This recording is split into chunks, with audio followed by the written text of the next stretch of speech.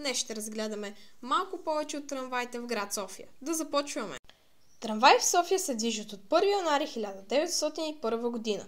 Използват се два типи линии – теснолинейни и нормалорелсови. Теснолинейните имат между релси 1009 мм, а нормалорелсовите са с 1435 мм.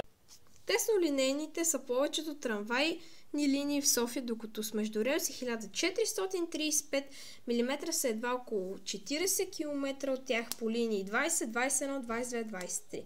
В края на 2001 година общата дължина на трамвайния релсов път е 208 км. Брой линии 17. Има 3 депа – Банишора, Красна поляна, Искър. Броят трамвай са 271, дължината на линиите са 308 км и броят спирки са цели 287. Средната скорост на трамваите в София към 2020 година е 14 км.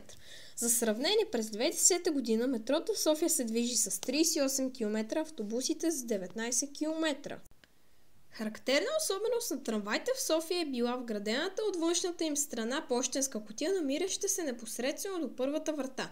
Такива притежават всички трамваи, произведено специално за нуждите на Софийския градски транспорт на трамваите втора употреба и представителите на модела Татра Т6Б5. Такива не са монтирани, а и също на новите произведени през 2013 и 2014 мотриси Песа Свинкс 122 на СФ.